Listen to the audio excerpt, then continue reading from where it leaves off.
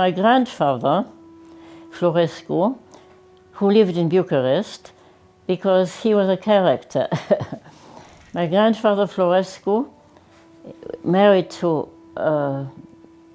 I think she was Greek, Natalie Philodor, she was, and we always called him Grand-Père Nathalie because she ruled the roost.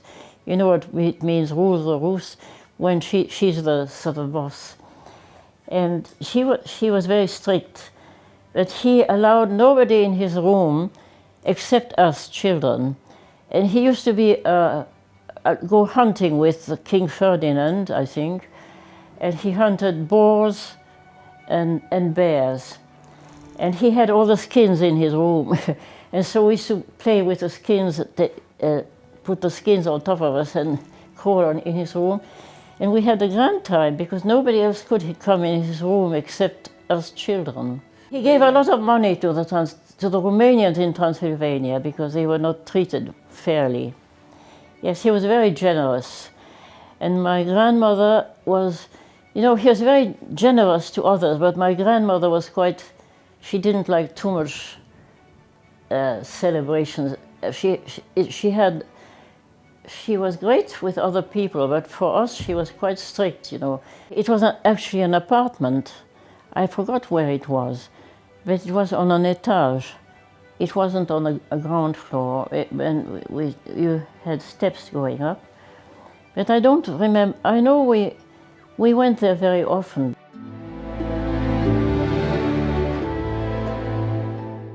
Radu, my eldest brother, and I were born in my grandfather's house, and that was 135 Carlia Victoriei. It was a very big house with 3 very big floors, and we had the whole top floor for my parents and us. My maternal grandfather was a banker, so he was the oldest in his family, and his father died, so he became a clerk in a bank. And then he became the director of the bank. And then with another bank person, he came to Bucharest because he was born in Debrecen. And a big family, and he had many brothers and sisters, so he had to start something because his mother couldn't manage.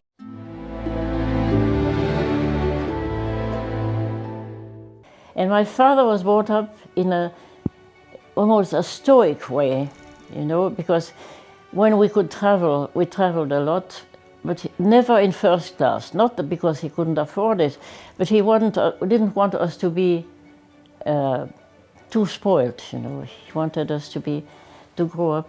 And my mother had problems with him because my mother was an only child and a beautiful child. And my grandfather was very generous. They all spoke German. I think both my parents had a German nanny or someone to educate them, so both my parents spoke very good German. But in the family, we mostly spoke French because my mother was Hungarian, and so she didn't speak very good Romanian, so they always spoke either German or French. Well, there was always a war because the Florescus are Orthodox and my mother's family was Catholic. So there was always tension. So the boys had to be baptized Orthodox, but they took me out of... When my parents were married in Sinaia in an Orthodox monastery, with the permission of the Catholic bishop, but you always have to have permission from the bishop. And so I was allowed to be baptized Catholic in Sinaia, in a little church. There was a little church there, and the priest was a German priest called Benedict Folgner. So he was German, I think. It's funny because I joined a Benedictine community, which was German in Eichstätt. You know, Eichstätt in Bavaria is not far from Munich. My father his father said, either you become a diplomat or stay in the army, because in the family, mostly we were in the army, so he joined because he'd been in the army in the war, so he didn't want to be in the army again. So he chose the diplomatic service. He was in the army for quite a while, and then they realized that he spoke very good French, so they made him an interpreter for the French doctors, because the nurses were all French. So he witnessed all the terrible operations without anesthetic, and also he felt, yes, he was in the heavy artillery and riding horse, and he used to say, I used to fall asleep riding. He was in the trenches with the Russians, because the Russians, of course, were on our side, and they had a competition who could drink more vodka and remain sober. And my father wanted to show he could stay sober, so he drank a lot of oil before, because the oil lines your intestines, so you don't absorb so much. And he won the competition against the Russians in drinking vodka. That's one of the stories he told me about the war.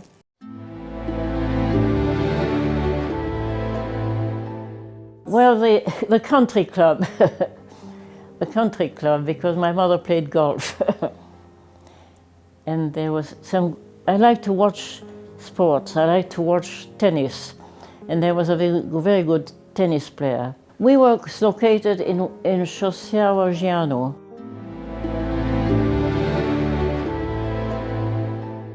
And my father came back from Mexico, because his last post was Mexico, and he built houses in the Spanish style.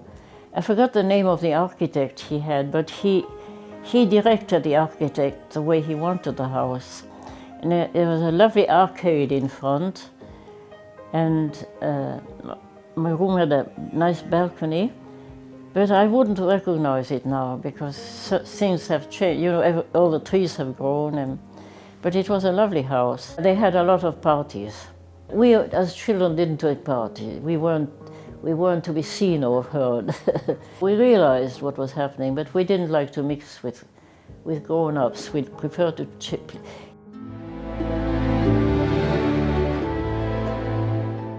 My father's first post was Belgrade, but I wasn't born there.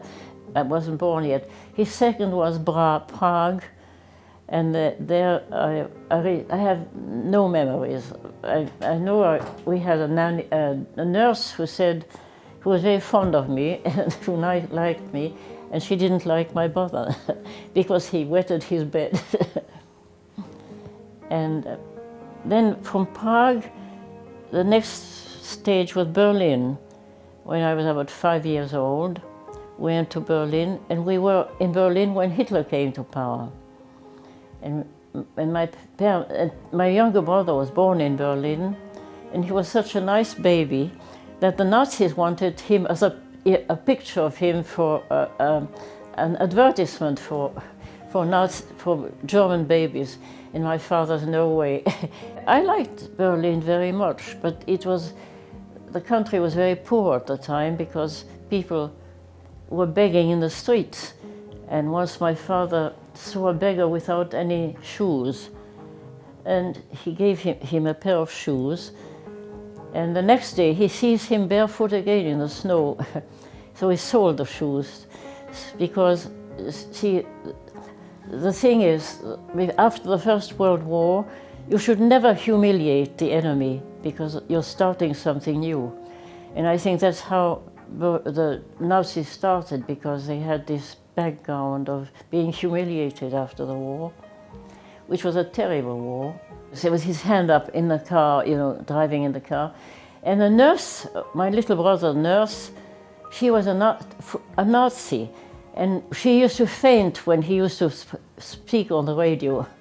And I got very angry, because when she was keeping him in the pram, she was to teach him Heil Hitler. And I thought, this is terrible. As you know, children have an instinct of something bad. And I had an instinct that this is something very bad coming. So I asked my father to dismiss this nurse, Schwester Lotte she was called. and so she was out of the way. I liked Berlin otherwise, because there were lots of toy shops, and the toy shops were always selling little soldiers, and we used to play, because I was the only girl, we used to play with these little toy soldiers, and there was a Hitler toy soldier like this, and my brother used to get chestnuts, chestnuts, marijuana, and throw bombs at them. And we always had a Swiss nanny, yeah. Anna Müller, she was very good to us. She was a bit absent-minded, and sometimes she would go shopping and she'd come back with a string without the packet. We had very good friends. Siemens, the ones who make, still exist, the factory.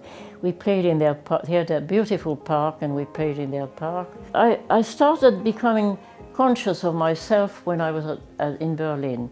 There's a stage when you become conscious that who you are. And we had a lot of gramophone records, and we danced and played at home. My brother, Rado and I, and my little brother was a little baby, and so we had a good time in Berlin.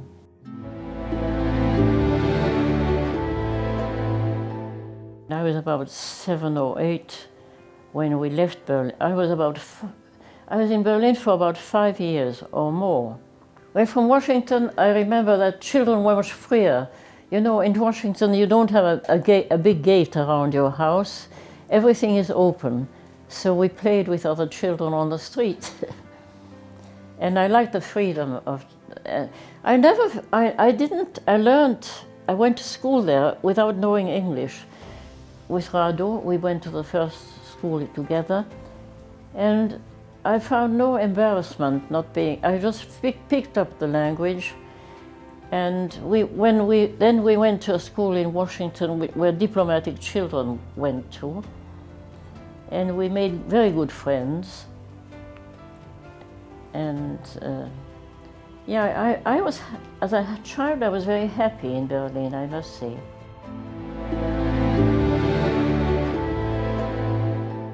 We came back to Romania with my grandparents, and that's when we went to Copercen always, because we were in Bucharest, and we go to Copercen for the weekends and the holidays, and we liked it because we were completely free. It belonged to my grandfather, and he developed it. It was a very big farm, they made it smaller now, but we had big fields of vegetables, tomatoes, everything, and beautiful trees of apricots, apricots, lovely cherries.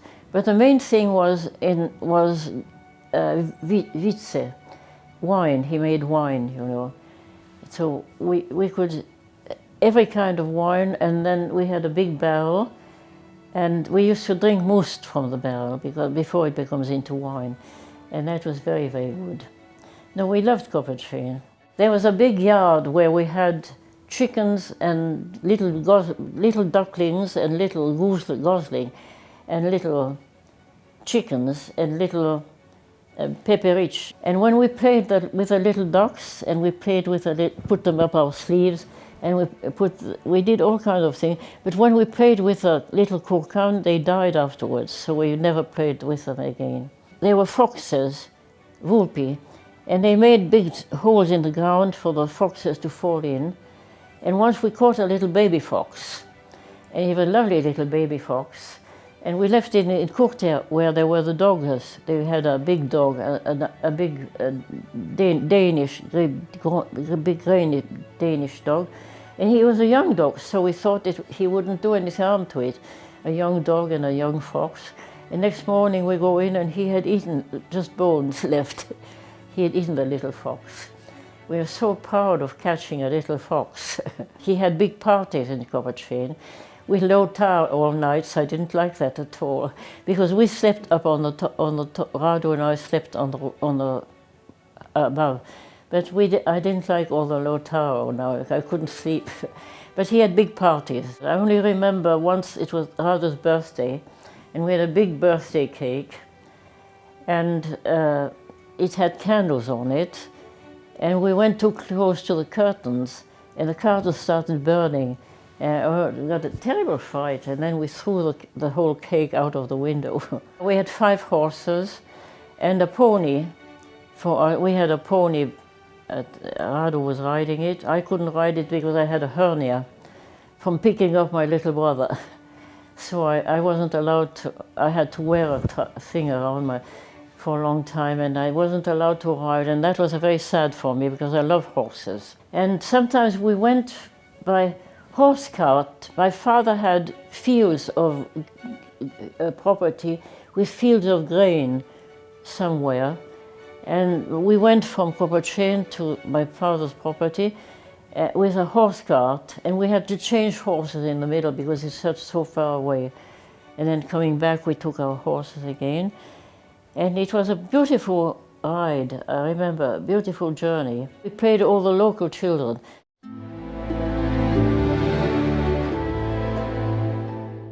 My grandfather founded a school in, I forgot where, in a neighboring village, and the teacher used to, I made my first class in Romania, and the teacher was rather rough with me because I was very naughty. So he made me kneel on croix de nuche. He bring a sack on croix de nuche and made me kneel down on them. And so I got very angry, and I told my grandfather, and he said I should never be taught by him again. And he used to pull my ears, and I didn't like that very much. I was very bad. I was a very bad student as a child, until I was 14 and I was in England. But I didn't like books. I liked playing around. And Rado, my brother, was very always doing the right thing, and I was doing the wrong thing. So I was the only naughty one in the family. My brothers were all very good, both very good.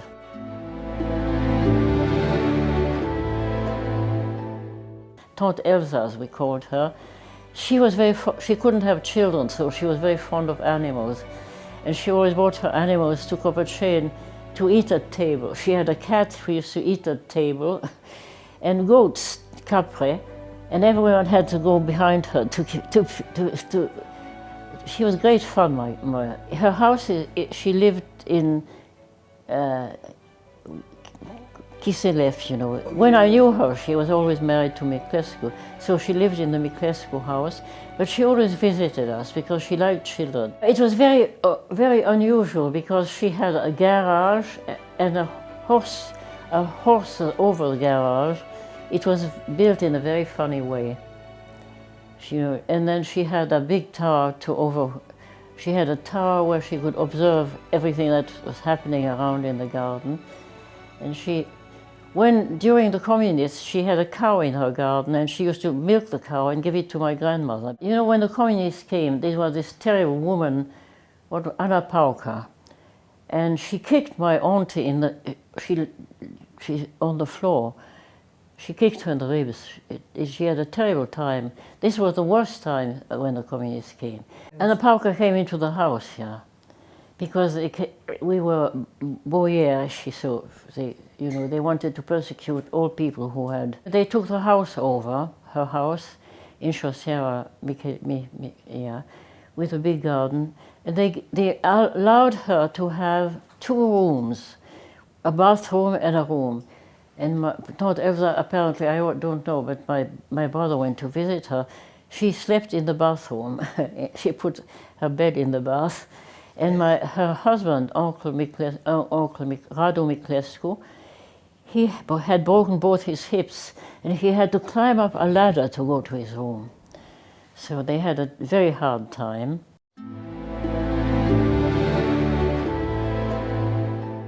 For our sake, he stayed in England, and he never saw his family again. Because by the time we reached England, my parents didn't have any more money, so we lived on our capital, because as diplomats you can't take money out of the country. So we had to be very careful what we spent on, and we had Anush, our cook from Timișoara, and Zuzi, our maid from Timișoara, and they wouldn't leave either. So in the end, my father had you have to find. So they went to Canada, and they opened a restaurant. And every year they would send us, our cook Anush would send us cakes she makes for Christmas, and to me she would send a little bit of money because she married again, and she had a daughter. So we never treated our servants as, you know, that we were always friends. My father always wanted a good relationship with all our servants. So our servants were very attached to the family. Well, I was at school, and I had to do all my exams under the bombs. Well, we had to go in the air raid shelter at night and sleep on bunk beds, 2 beds on top of each other. And very often one person fell on the one underneath, because you know these beds. It's just so it was very, very hard, because I had to do all my exams, my finishing exams, under the bombings in a school near just outside London. It's called the same nuns as were in Bucharest, Domnișoarele Engleze. And then there were the same nuns in Ascot. Ascot is a racing town now, and that was my school. But on the last day when I finished all my exams, I was up in my room, because usually there was an air raid warning, and everybody went down to the air raid shelter. And the last day I was up on the top floor. And you know, these bombs, they were called doodle bombs, the automatic bombs. There was no warning at all, and you just heard it whistling, and then it fell. But it fell on the top of a tree, so most of the blast went overhead. But still, all the walls came down, and I put my hand on my head to see if it was glass, but it was just plaster from the ceiling. And I thought to myself, now I've finished all my exams, and now this happens. So it was very disconcerting. But I got through all my exams. So then after my exams, I was teaching for a while. And because I was too young to go to university, I wanted to go to, Rado was going to Oxford, so I wanted to go to Oxford too. And I was teaching little children in a school until I left school at 16 when I finished my exam, and then I taught until I was 17, and then I went to Oxford.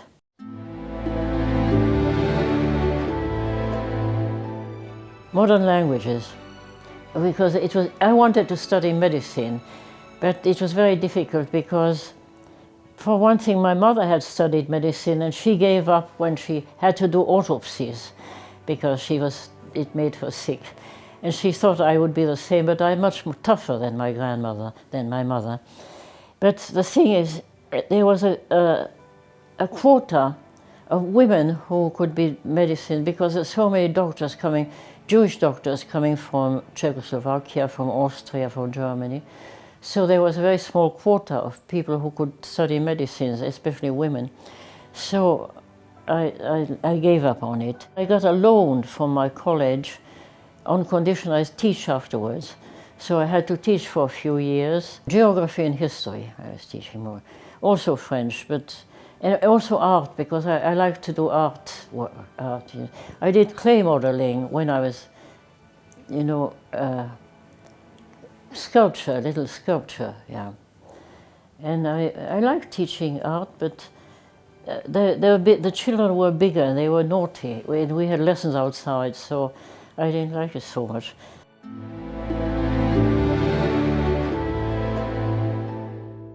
But then I decided I don't want to teach all my life. So I want to enter a community. So I went around looking for different communities. And first I wanted to join the community where I was at school. But every time I went back there, I didn't like it anymore because they became very feminist, you know. Nuns wanted to be priests and things like that, which I didn't like at all. So I looked for a community where I felt at home. And they were a Bavarian community from Eichstätt. It's about 2 hours from Munich. And the community there reminded me of Kobelchen because they had farmers. They were farmers. They had a lot of animals and things, so I felt at home. Well, I was the only Catholic in the family, so I made the most of it. And I had, since I was a child, I wanted to become a nun. When I made my confirmation in Bucharest at the Cathedral of St. Joseph in 1937, my mother made me read a book because I was all running around, and she said before confirmation you have to be a bit more serious. And so I had a balcony in my room, and I wanted to jump down because I didn't like to be shut up in my room with a book. And then I thought, well, I had a long dress for my confirmation, and I want to wear my long dress. I don't want to break my leg before. So I decided to read the book. And I was so moved by the book I read. It was about Sainte Thérèse of Lisieux, which is a young saint. And she writes her life. And I was so moved by it that I started reading it from one end to the other. And at the end I thought, well, one day I'll become a nun too, when I was 10. But then I forgot all about it. And then it came back to me when I went to school with nuns.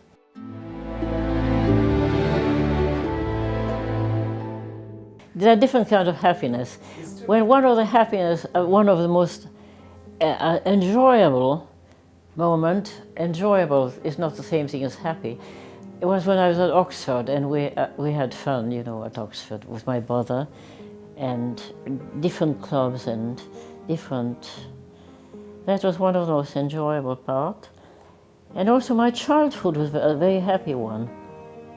The whole of my childhood was happy, because we had such good parents, such happy family life. I pity all the children who don't have a happy family life. You know, there's so many divorces and things. My parents never made us feel the difficult. I only realized the difficult side when I was looking at, you know, I was allowed to look after my parents when in the last years of her life, I was with both my parents before their death.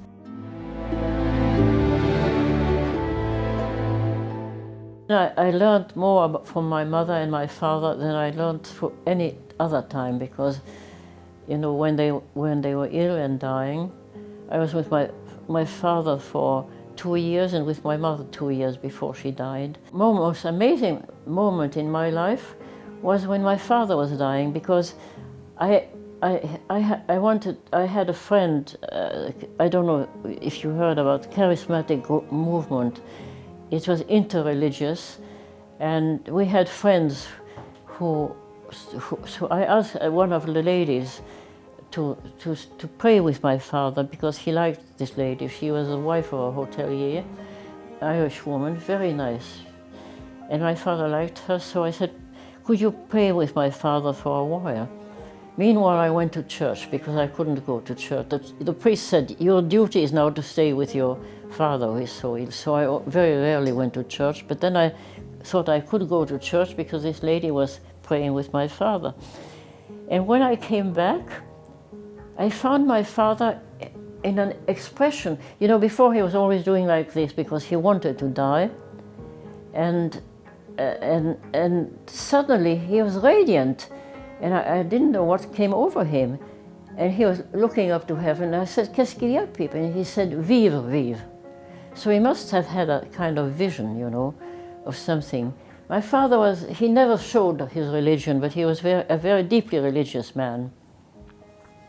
And so after I saw that, you know, it was a big moment for my religion, because I know the Lord exists, because many people think God isn't there.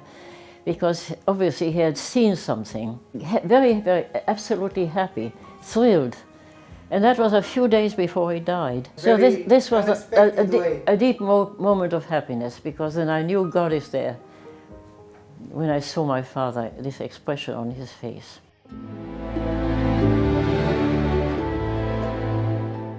Sometimes, you know, everybody has moments of doubt. And I do sometimes have moments of doubts, but then I remember my father and I know God is there. Well, it depends what stage in life you are, because at my stage, the only thing one can do is give a good example and accept what happens, accept what comes without revolting against it. And that's very difficult. That's the most difficult part. But you have to go through with it. But for young people, I would say, like my father, trying to always help somebody else, because my father was like that. He would, even when he was in a wheelchair and he sees a lady stumbling, he would just try to help her, you know. He always tried to help people.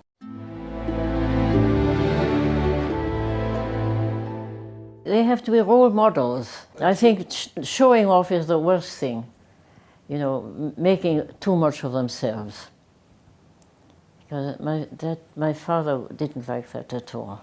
La manie des grandeurs, you know, he hated that. Restraint in everything. We're living in a different world.